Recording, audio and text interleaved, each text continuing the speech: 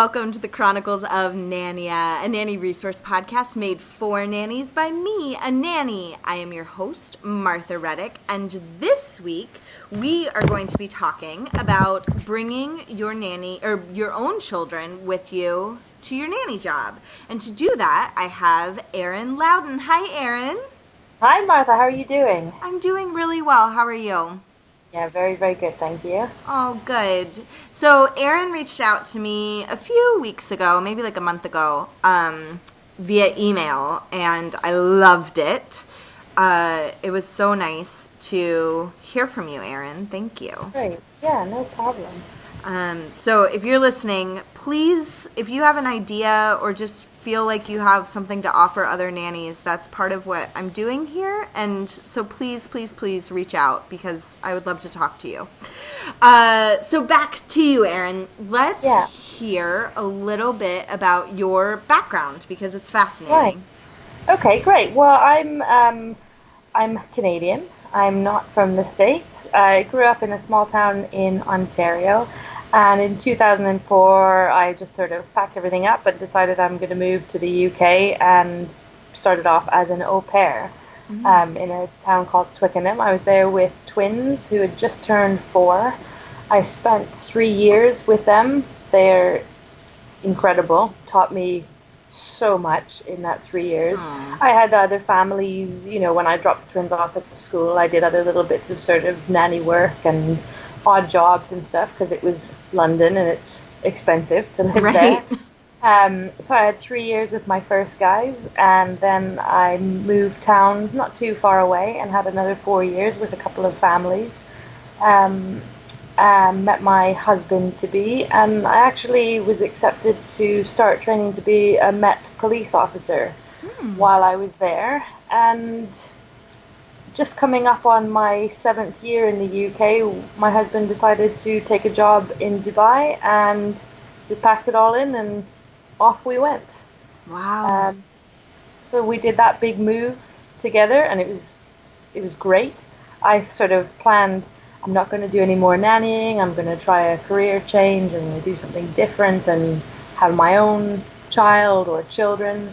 But actually it turned out there was a need for me, and I had a great time for 5 years in Dubai. I did tutoring, nannying. I did a bit of work for a company as a super nanny, and I worked as a shadow for an autistic boy for a year, which was just wonderful.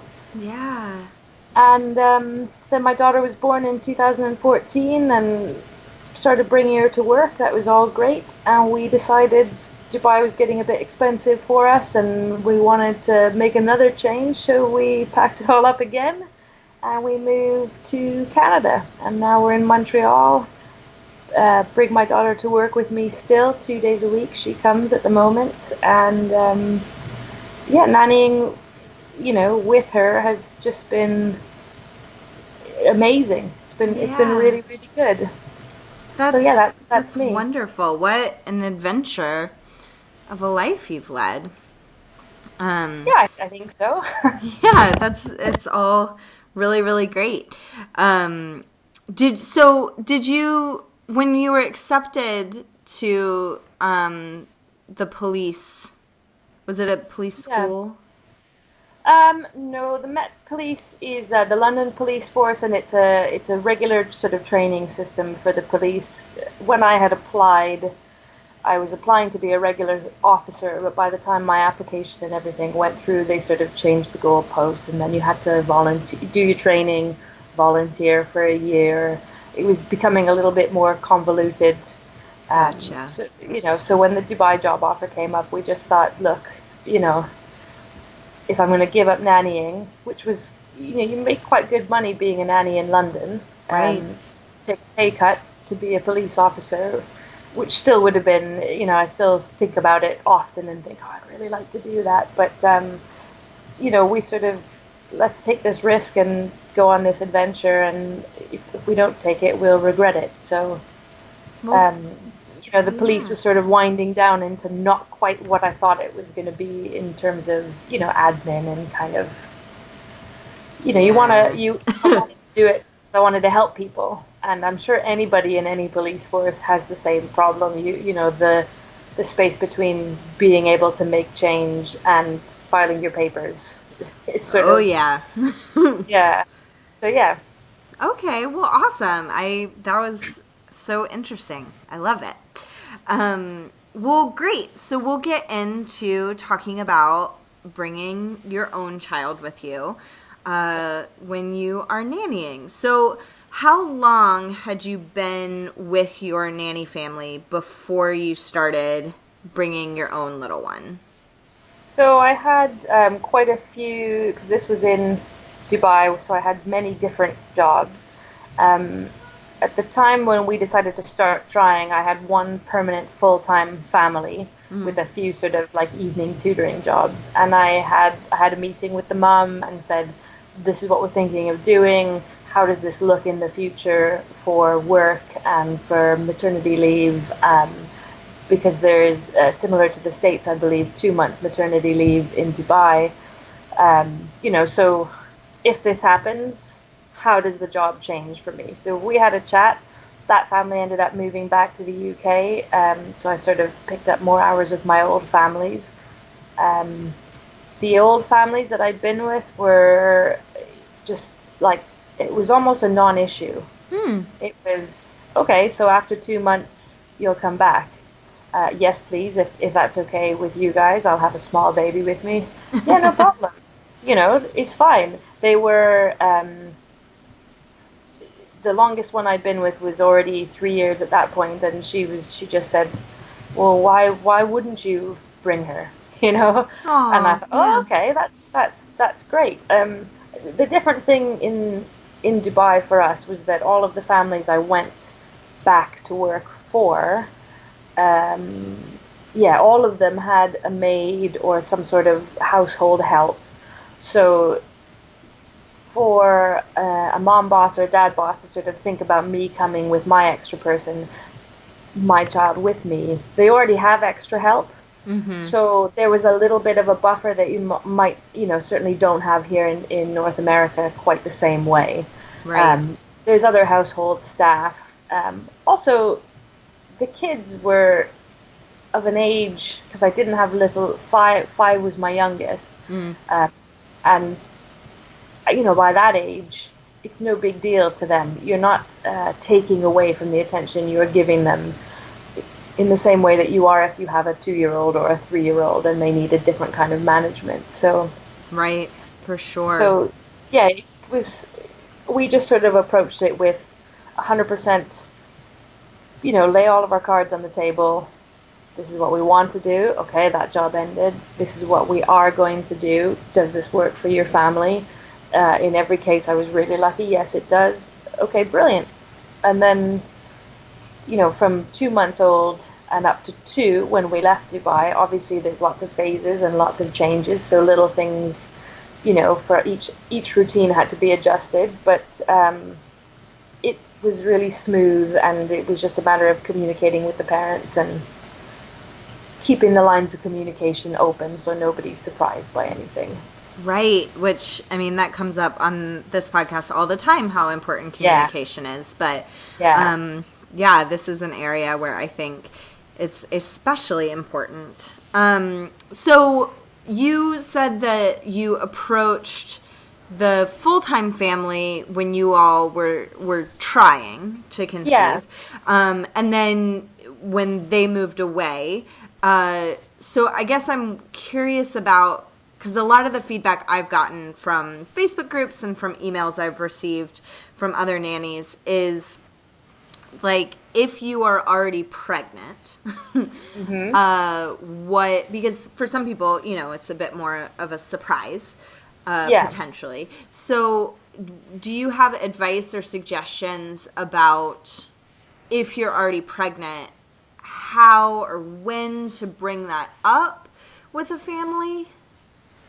I think if you're interviewing, for example, and again, this varies from country to country, because maternity leave in the UK and in Canada, it wouldn't be unreasonable for a family not to take you on if you're interviewing while pregnant, or to end your contract when you go on maternity leave, because the the time of maternity leave is so long that it's hard on the kids.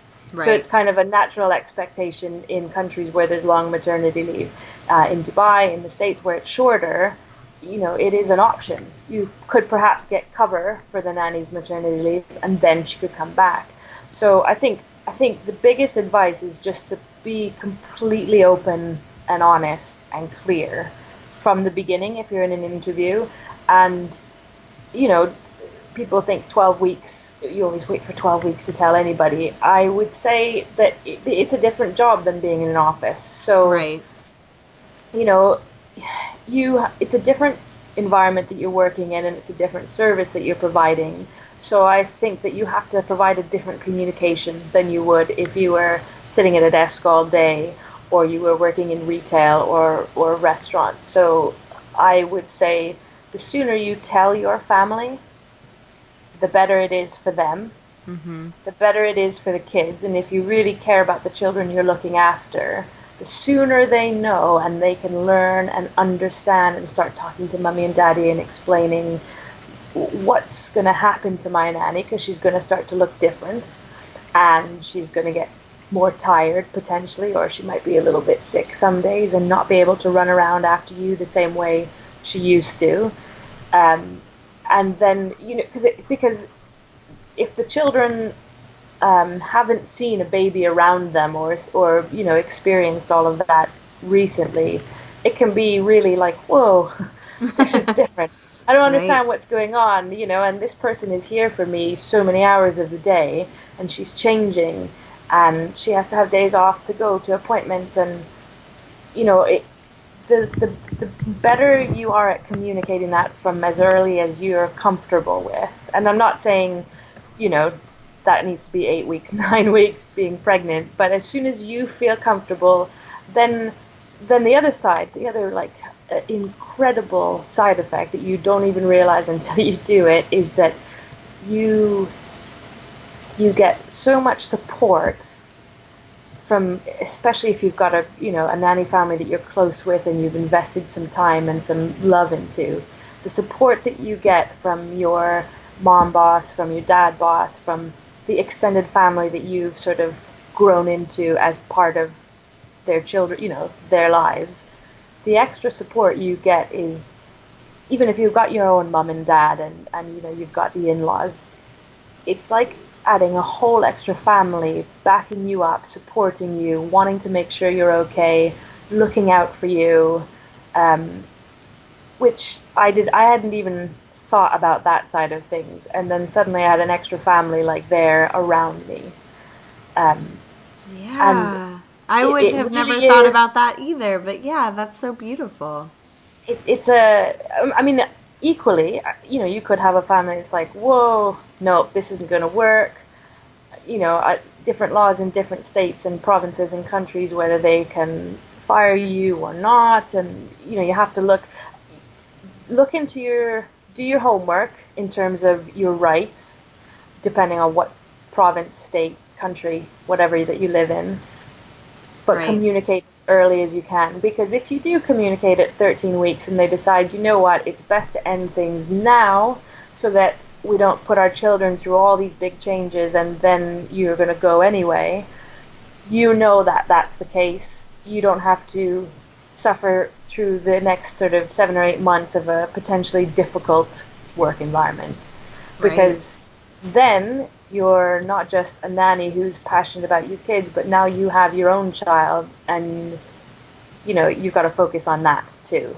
So it's like adding a third nanny child in a way to your family, someone else to focus on. So it's best you can do that in the most positive, happy way that you can. And as all nannies listening will know, there's nothing worse than working in a home where you're not happy, they're not happy, and there's that unspoken, Right. That when you're pregnant. Oh gosh. You can imagine it 100 times. It's just, ugh. So, Yeah. You don't need to put yourself through that. As a nanny, there are other jobs out there. If it's not going to work out when you do, sort of announce it to your family, it's okay. it really is okay, because there's something else, and there's somebody else who's going to go, oh yeah, we really want a nanny who's going to bring their child to work because we have an only child, so that teaches our child other things that they're not necessarily getting by being an only child. Or we've got two boys and you're having a girl, so that's great, they can, sort of have another experience that we're not going to have another child, so our boys get this, and vice versa. Yeah, that's such a lovely way to look at it. And there are families that are for it and do want that. So don't be disheartened if your nanny family doesn't think that it will work for them. But yeah, and I would encourage anyone listening who is potentially nervous about that talk to listen to the Power Struggles with Parents episode with Pascal, because she covers a lot of like really good ways to have these kind of difficult talks. So to get your mind in order for that talk, I think that's a good episode to listen to. And also reading Nonviolent Communication is potentially a good book to get yourself psyched up if you, like me, love to read when you're feeling nervous about something. Because that is how I handle it. So yeah, okay, so I don't know exactly how contracts and things work in Dubai and or Canada, but if you had a nanny contract, did it change once you were bringing your own child to work? So in the Middle East, we didn't have contracts, which is why the communication part was so important. For sure. And we, you have to keep touching base at each each major change for your own child and your nanny kids. You kind of have to not renegotiate again, but just sort of touch base again. Right. And the more you touch base, the easier it is, and things become kind of automatic. Like, okay, we're weaning now, so we don't need to rewrite that in the contract, but I'm going to bring a high chair and leave it. Is that okay? I need to wheel the stroller into the house now because it's snowing outside.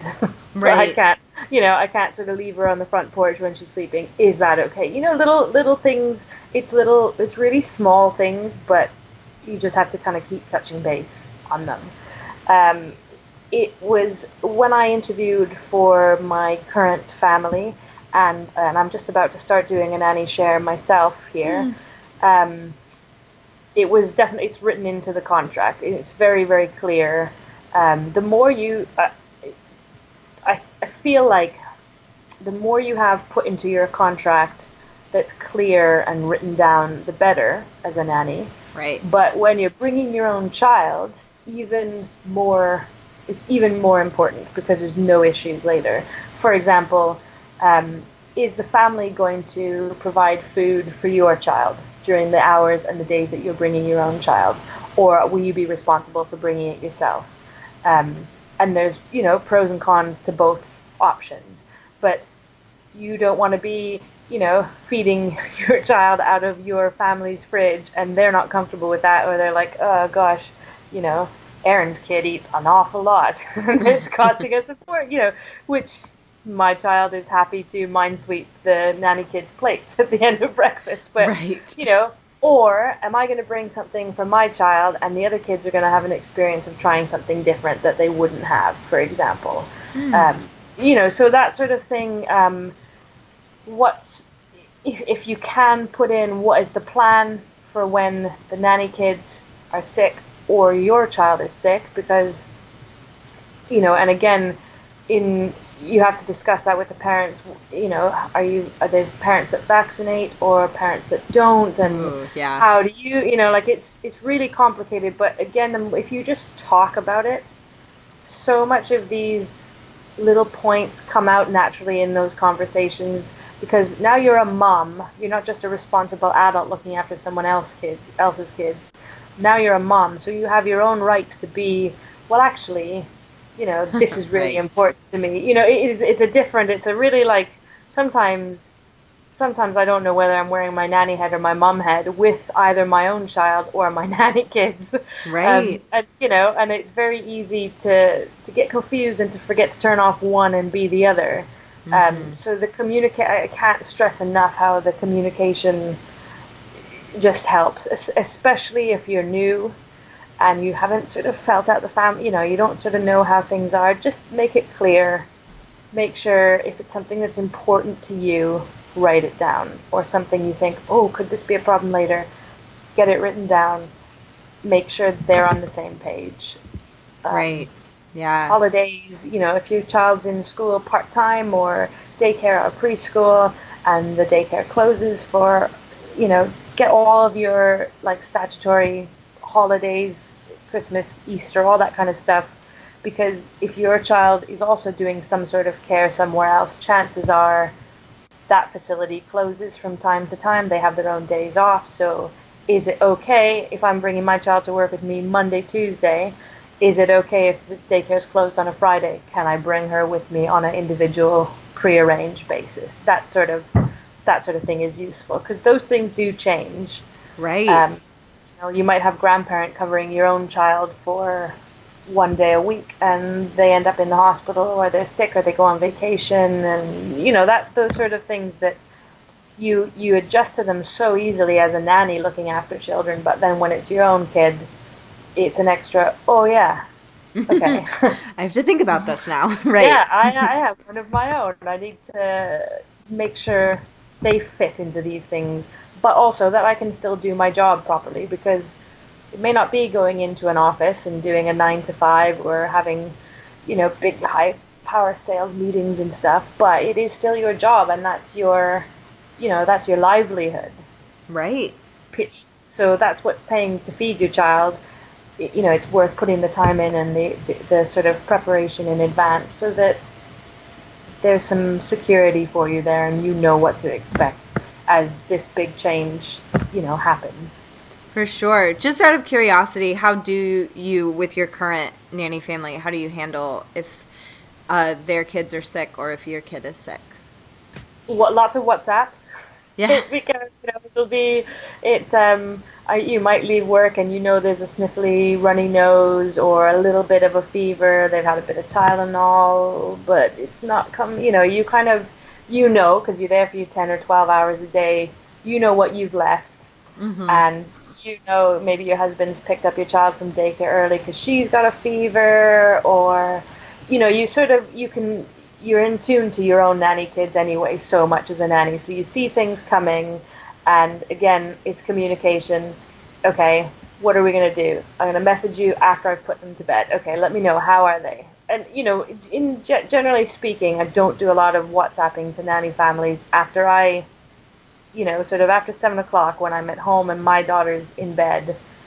Nobody has my time. Right, But it's the difference between me getting up at 5 in the winter, for example, 5:30 in the morning to get my child ready, to get myself ready, and then battle the snow and get to work, to find out one or the other is sick and you're not needed, or mom's staying home. So I'd rather have that last WhatsApp at 11 saying, do you know what, I'm going to keep them both home tomorrow, so bring your child, this is how tomorrow's going to go. Right. You keep WhatsApping me, I keep WhatsApping you to let you know how my daughter's doing. Like, my husband's changed his appointment at work, so he's going to stay home with her. It's a normal day for me tomorrow. Or I think she just needs, because we haven't had chicken pox or anything really bad like that yet. It's been minor sniffles and a bit of a fever and an ear infection, basically. Right. The key is just lots of WhatsApps. That's what we do. And my current mum boss is great. Lots of WhatsApps. How are they doing? How are they doing? Yeah, okay, tomorrow will be normal. Or tomorrow I'll bring my child because she's not well. Or, Yeah. Keep in touch, basically. Because I can't phone you at 5:30 in the morning and say, actually, she's not had a very good night, so I'm not coming today. But if I've let you know the night before, you can kind of be prepared, get some grandparent cover, do what you need to do as a parent with a nanny that's working for you to be prepared for how the next day will go. Yeah, that was very helpful. Thank you. Great. So what about discipline styles? Do you have kind of an across the board discipline style with all of your kiddos? Or, yeah, let's start with that one. So that I'd like to say yes, I do. Right. but there is no question I am harder on my own child at work than I am at home. It also changes with the age. Right. Because when you've got a 2-month-old baby and then you've got another child who's potty training, it's different things. The baby gets left, so there was a lot of time when she was small, when I sort of left her in the bassinet and we had homework to do, or we had other things to do, or she went for walks when we'd go to soccer and swimming and skate, all the activities. Right.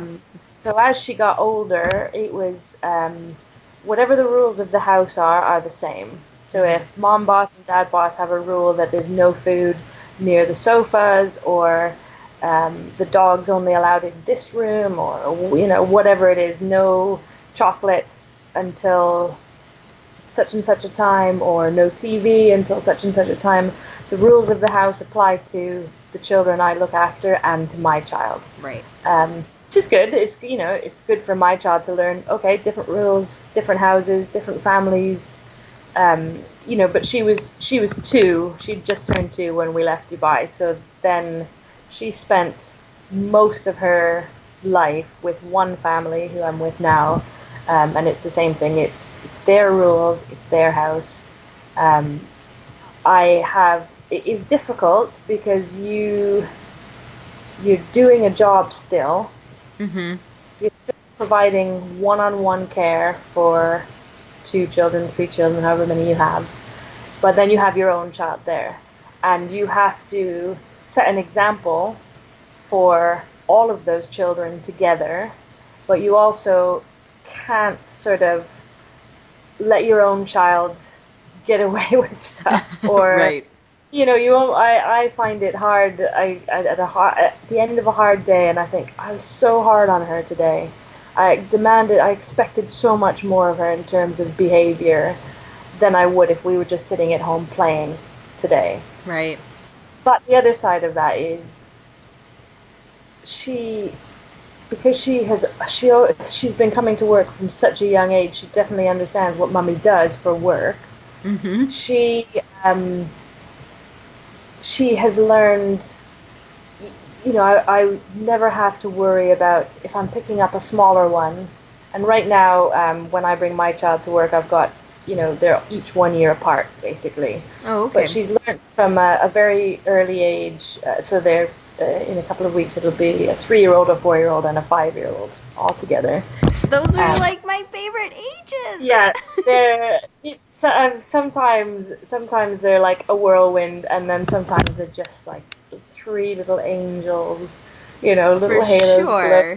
That's why I love those ages, because they're so up in the air. Yeah, it's great. It's great. At the beginning, when she was 2.5, and we started with my current family, I could describe it as like putting out tiny fires all day long. All the time. Yep, for sure. Little one was 1.5. No, she wasn't even 1 yet. So the little one was 1, and mine was 2, and the older one was 3. The older one has always been great at being able to pause, let me deal with my own child or the little one, and then come back in. And she's so smart that way. So the dynamic of the kids also makes a difference in how you can discipline your own child. But I am tougher on her because I feel like I need, I love you, you're my daughter, and I want to do everything for you, but I need you to behave at this level so I can go around and do all the other things that I need to do and have all the, teaching moments when you've got your own child and other people's children every single word comes out of your mouth becomes a teaching moment because you're modeling for your child, you're teaching another family's children, you're trying to get them to communicate together and be kind and share. And it's so, some days it is the most exhausting thing. I mean, you basically you're being paid to do the hardest job in the world, and you're also not being paid to do the hardest job in the world For together sure. For sure. in one day. And, you know, not to put anybody off doing it, because I can't. It's absolutely, it's a gift. It's a privilege, and it's a gift to be able to bring my daughter, and for her to have the experiences that I see her have and build the relationship she's built. But it isn't easy, and I don't know, because I've never had I didn't nanny a 2-month-old when my daughter was 2, so I don't know how it's different for people that have small children and then have their own small child as well. Mm-hmm. But yeah, for the most part, these are the rules of the house. That's how you behave, and I need you to sort of step up a little bit more, because mummy has to help this person with this, and you need to be patient. And when I'm done with that, I'll be able to give you some of my time. And you change your activities slightly, so there are more activities that can be done all together. Right. Whereas, you don't focus right now, because the oldest one has just started school. We have more littler activities to do, because now I've got the 2 little ones instead of the 2 big ones. Right. So it changes, but yeah, I would say in general I'm harder on my child than I am on the. And I'm curious about if there is, how a lot of children, you hear from their teachers and things that they were angels all day, and then, they come home after school and you're like, well, where is that?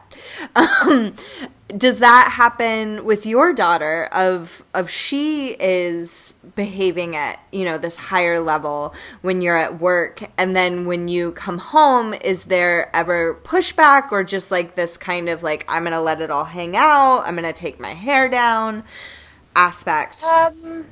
No, because for my child, and I still, 4.5 years in, have not tuned myself to this. It all has to do with how hungry she is. Oh. She is. They used to say in our police training that the best thing you could carry in your belt isn't a baton or a pen, it's a banana. Oh my gosh. Because the best thing you can do when someone, you're outside of a pub and someone's drunk and a bit leery, stuff a banana in their mouth, and that will 9 times out of 10 sort of bring it down and bring it to a level that's manageable. And I find myself, all my nanny tips in my head, like, do this is the right thing to do. I just need to give her a piece of fruit or a cereal bar or a piece of cheese, and she'll be fine. And then she'll go, okay, mummy. But in general, for my child, if she's been a rat bag all day, it'll carry on. It won't sort of, I don't sort of get it all dumped on me at the end of the day. If she's been really good in the day, it kind of, because then you're praising them and like, oh, it was really good. Well, you helped me do that, and that meant I could help this child learn this thing today. Thanks. And, don't get me wrong, she takes great delight in, we call it our nanny finger, when you have to point seriously at somebody. And she'll take out that nanny finger and she'll say their name. She'll go, you didn't know, you're not listening to me. That's not how I told you to do it. And it's quite funny to see her copy me. Usually it's funny. Sometimes I have to go, oh, okay, now you're not in charge. Right. You think you are, but this is not for you to take control of. And she's pretty good. But I think when you do start bringing them to work with you like that from such a young age, they learn so much by watching what you're doing, because your own child doesn't really see you be a mom. Right. Like in your day-to-day, you just see that's what mummy does. But when you take your child to work with you and they see you helping to raise somebody else's kids, and they see how you communicate, unless you're a daycare worker or a teacher and the kids kind of get a little bit of a glimpse of it, I mean, they know you so well, so they know when your serious voice is on. They know when they might get away with getting a Kinder Egg from the shop, or oh, sorry, you guys don't have Kinder Eggs in the I States. I'm just know, remembering. because those are outlawed, but Yes, not yeah, not up here. actual dangerous things. Yep.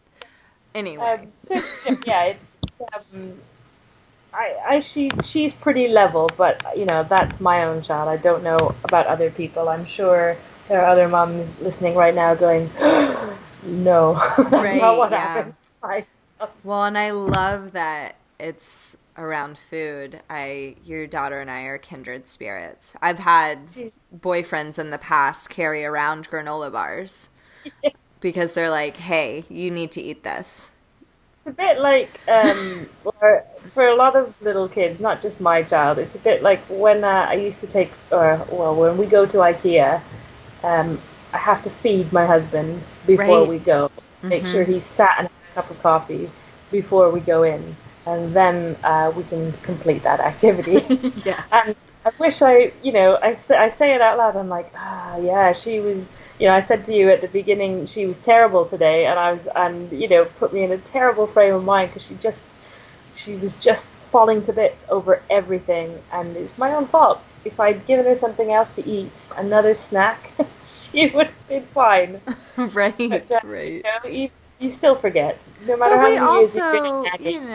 we also all need days that are rainy Yeah, emotionally because they help us appreciate the sunny days. yeah. So yeah. Okay, so what are some things that surprised you about taking your kid with you? Right. So this is the one I have a list for, Martha. Awesome. I love it. um, okay, in no particular order, the bond she formed with my nanny kids and with the parents I worked for, I didn't expect. I always hoped to have a child that could sort of help be independent and want to go to people and be confident. But the bonds she built with each of those sets, and when she was very small, especially, it really was. I'd sort of stand there and go, "Whoa, this is cool." I didn't realize Yeah. this is really neat. We had one of my clients when she was tiny, my longest client in Dubai. Um, she's from Belarus. He's from South Africa. The nanny was from Kyrgyzstan, I believe. And she used to pick her up and sing Russian like lullabies to her. Oh. And my daughter would just she'd just be mesmerized, just like whoa. And that was really quite special. And the boy nanny kids are always the funniest because they're just like, whoa, she did this, she moved, she blinked, So the kind of relationship was a surprise. Hmm. Um, the other side of that was how hard it is to leave. And I can remember when we left Dubai, I remember the last day with my sort of longest nanny family. My daughter's in the car seat and she's waving out the window like, bye, just turned 2, has no idea she'll probably never see these kids again. Right. And children, and I can remember the little girl was standing with her mum and her older brother, and I think she was 4 at the time, crying. And as I Oh. looked in the rearview mirror, I could see her face, and it was horrible. And I could see my daughter's face, and it just crushed me that you have no idea. Right. That child does, but you just, because you're in Dubai, you might not see these people again. They're in Australia now, so we probably never will. And that was the closest little girl she had up until that point. And you've chosen to sort of break that apart for your child. That was hard. I wasn't expecting that to be so. Leaving your nanny family's hard anyway. Right. But taking your child away from that is hard as well. I Yeah. was surprised at how helpful nanny kids with a baby can be. Like, equally they'd stand there and go, "Oh, she did a poo. That's the grossest poo ever." And, they'd kind of marvel at it, but they'd also do things like when I was holding her and I needed, "Can you bring me that bottle? Can you bring me the diaper bag? Would you help me with this?" They're super helpful. once you bring your own child. They just can't do enough, and they want to be independent, and they want to be doing some things, and that's really nice. I was surprised at how much the nanny parent, my mom bosses and dad bosses cared for my own child. Yeah. You know, you they come to the door and they're like, "Hi," and they pick her up right out of the stroller and cuddle her, and that was really something to sort of see how, yeah, and in most cases, those parents aren't going to have any more babies, so they're quite happy to see a little baby and be able to hand it back. But Right. feels so much love, and it's great having your own child and having somebody else love it. It's pretty awesome. Mm-hmm. But I wasn't prepared for how people that was my boss, my bosses would love my child that way, and the end result is that she left in Dubai. We left 10 brothers and sisters. Now she's got um, you know 4 extra grandparents and aunts and uncles, and she sees the family of my current nanny kids, and they're so kind to her, and they seem so genuinely interested in what's going on, and they'll laugh at her and talk to her, and that is quite. I didn't really think about that side of things when I was putting all the pieces together and thinking about how it would work. Um, Yeah. and then you get great hand-me-downs. Oh, right. It's a lovely bonus, and I think the one that pops out for me was the Dior dress that I was given by a client in Dubai that was, "Oh, we don't wear this anymore, so you can have it." And I'm holding the most expensive piece of clothing I've probably ever owned. Oh That my was, gosh. Yeah. lovely, and certainly if you're a family, if you have the chance to travel, and that's a different thing as well. I think it depends on what the family is that you sort of end up working with, but that you get a lot of help because they've got all the gear, they've been there, done that. Here, do you need an extra, umbrella stroller because you're going on vacation? Here's ours, or we don't need this baby wash tub anymore. All the sorts of things that now I'm trying to get rid of from my own child. It's Right. it's nice to have someone to give it to. So And someone that you care about and are gonna yeah, potentially yeah, see them benefit from it. That's such a yeah, lovely way yeah. to pass things along. And I think watching my child sort of, I was surprised to see my daughter copy me in a parenting way. And I also didn't, because when my daughter was coming to work with me when she was tiny, my older kids were doing homework and I was doing a lot of tutoring. So she would sit at the table or sit in the high chair, and we'd give her a pencil, which she'd usually chew on, and a Right. piece of paper, and everybody would do homework together. My child would have her homework, and it's pretty basic, like it wasn't homework. Right. Then she was included in the activity. But then the end result was that she has always held a pencil the correct way. Oh, yeah, because she Never saw. just watched. And admittedly, there were a lot of children who had ripped pages and who had a big, sort of 1-year-old scratch right across their homework that the kids were really good about it and really lovely and patient because she wanted to get involved. But she learned a lot sitting at the table to eat, sitting at the table to do your homework, sitting together to read a book. She learned a lot from the other kids, and I hadn't sort of thought about how she would follow their example because you don't know it when they're 2 months. It's not until they're 3 and 4 and you go, "Oh yeah, she learned that from." I still pick out little behaviors, and I think, where did she get that from? Oh, it was, we did that thing, that one activity, or we went there, and she somehow remembers that. So, yeah, lots of surprises, but all, apart from having to leave, all lovely, really happy surprises. Yeah. Oh, that's great.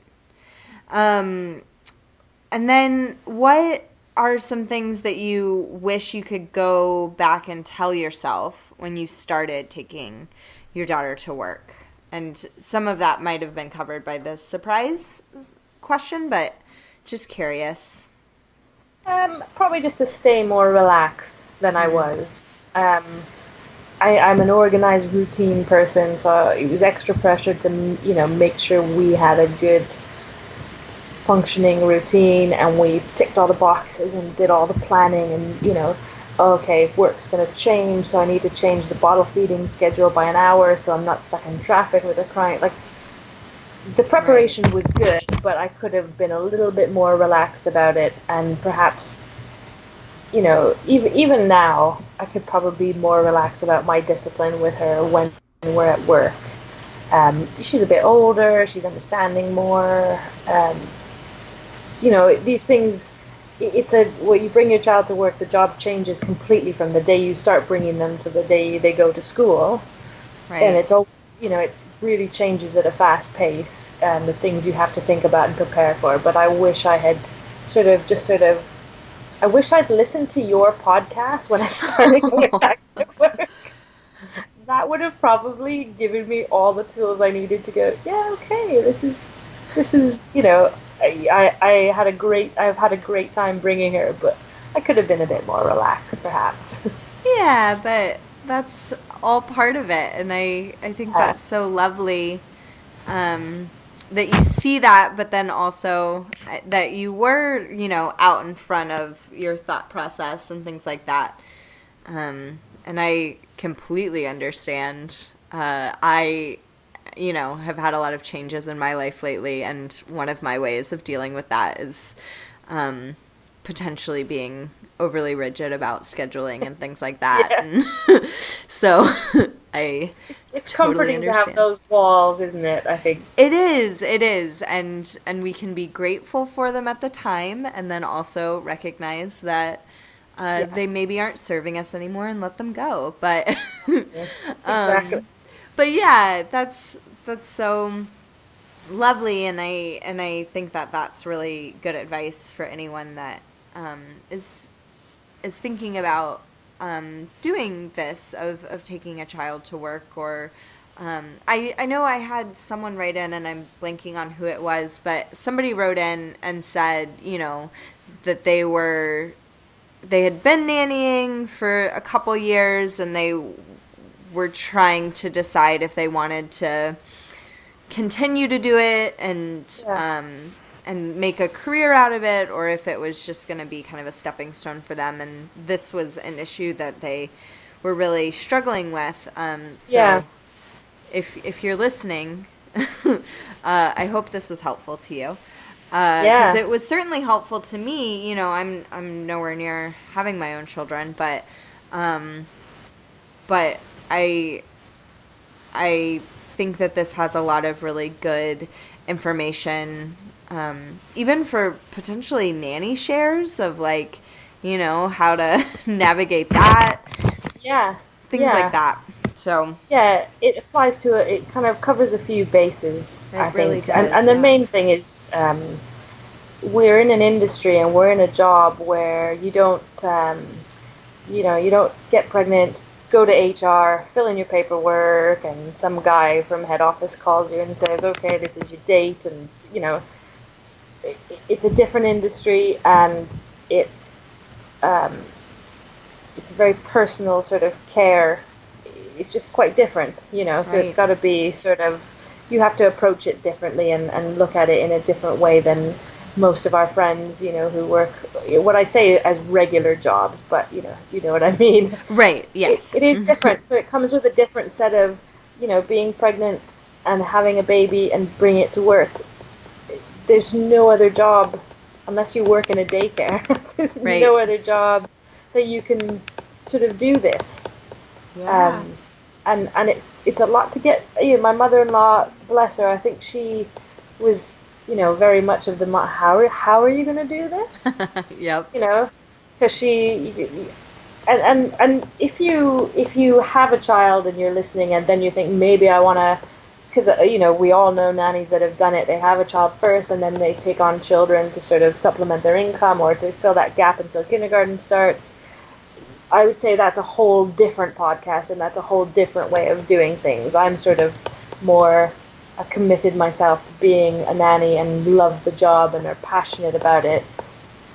And then I'm equally as passionate about my own family, but that's sort of the part two. You know, the part one is my job as a nanny since the day I started and what I've put into that. And then now we're adding this extra bonus, which happens to be the other biggest part of my life. Right. You know, so it's a lot to think about, and I think it's quite scary if you're younger and going into it, or if you've only had, you know, less than sort of 6 or 7 years experience doing the job of a nanny. It's you know, like, there's a lot of questions and there's no rules written down anywhere about this is how it works. So true. You know, I mean, that's that kind makes of it like our hard. whole job. It's like, Exactly. there's no, Exactly.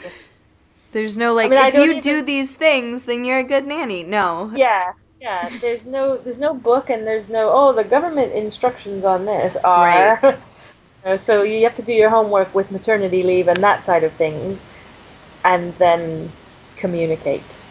And if you're worried about it, and you can find another nanny who has their child and brings them to work, the best thing is to sit down, go and meet them for a cup of coffee, and have a chat when they haven't got their kids with them, Right. preferably. And, you know, and ask your questions. Like, you know, people, you know, I'm happy to answer questions anytime. If somebody's like, oh, how did you manage this? Or how do you navigate this thing? Or I'm worried about this. You know, if you ask 100 questions about something, you'll get 2 good answers that you'll be able to go away with. But if you didn't ask those questions, you have no idea. So, Right. you know, Right. ask them all and find what you need out of other people's experience, and learn from my mistakes. Hopefully somebody's learning something, going, oh yeah, I don't want to do that.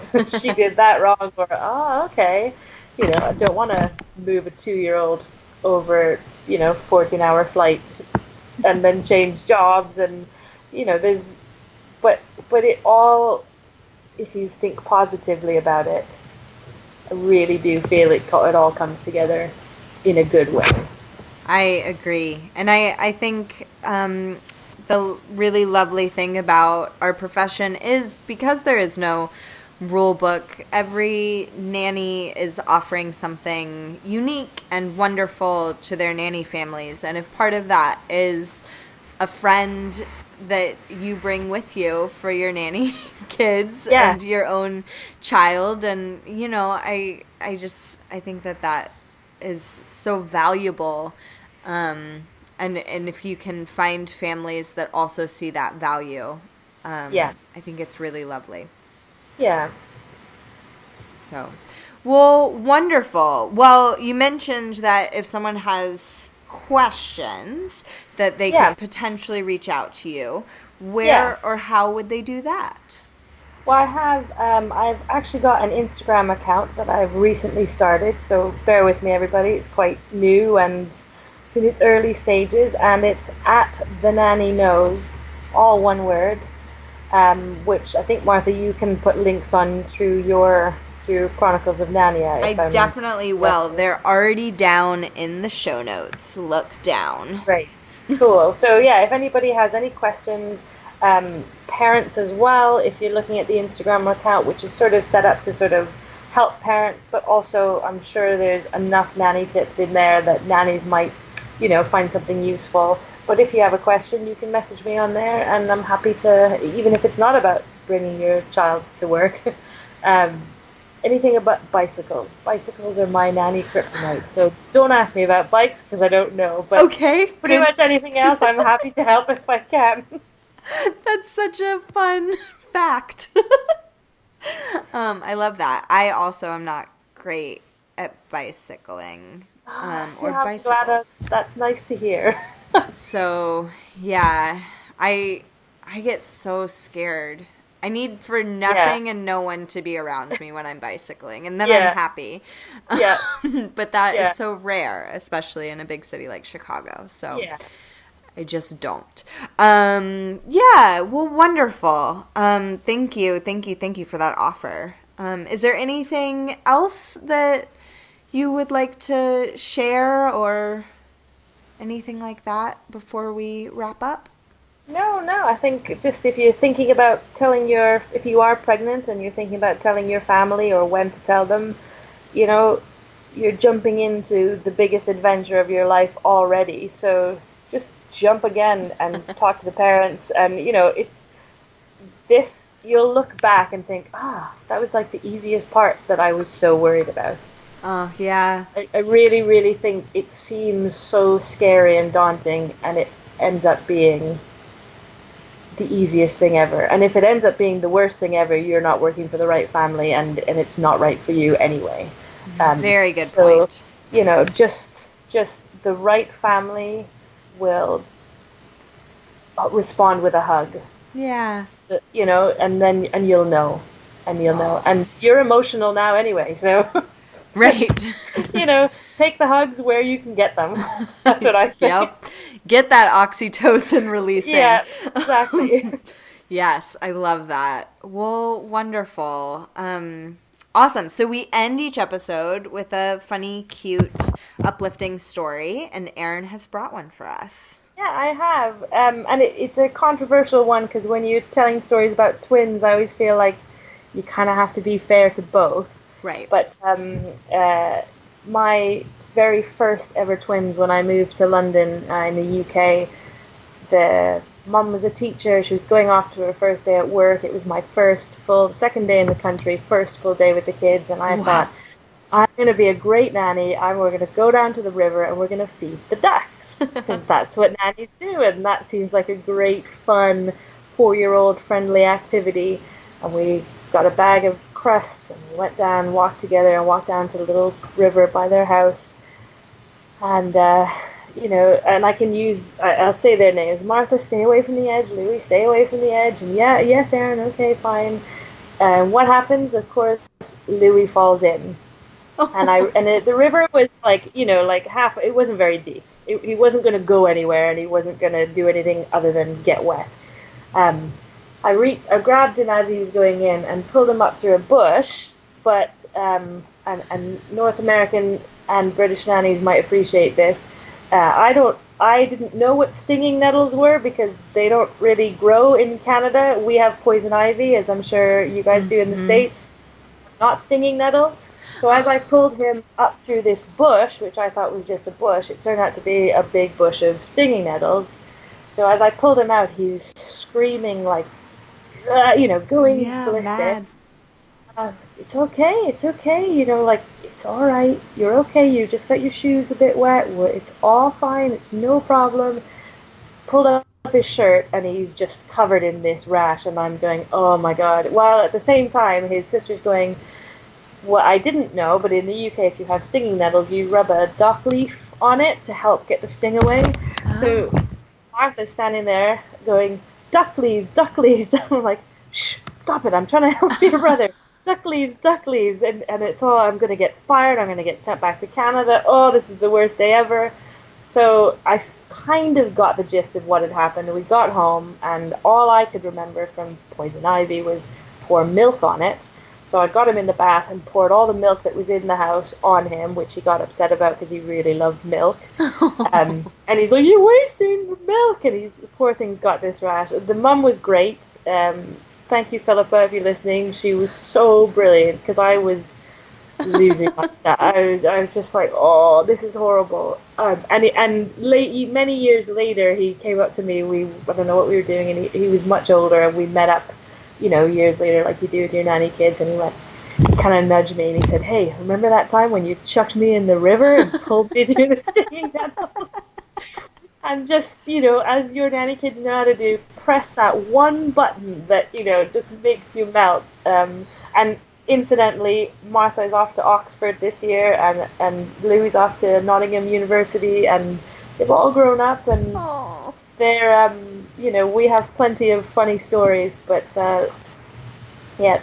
if you move to a different country, do your homework on what plants are poisonous. Yeah, I would never have thought of that.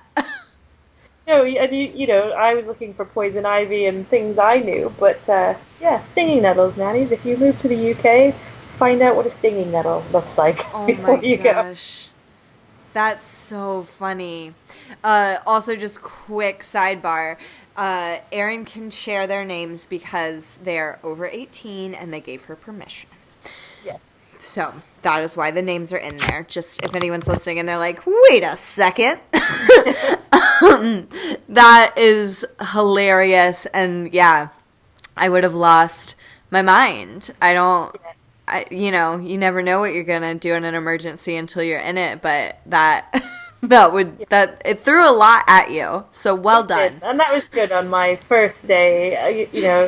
This is when you realize whether you have a good mom boss or a hard one. Yeah. And she was brilliant.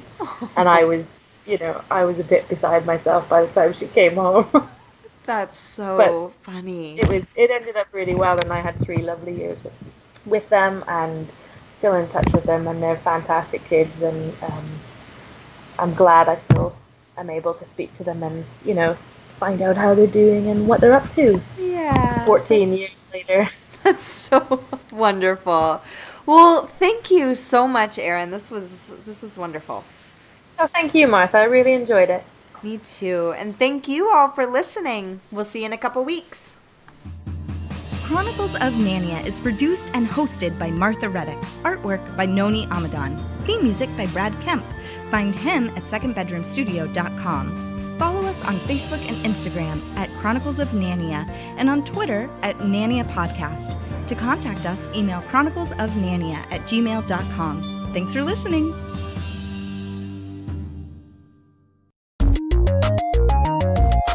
This show has been brought to you by Machine Culture.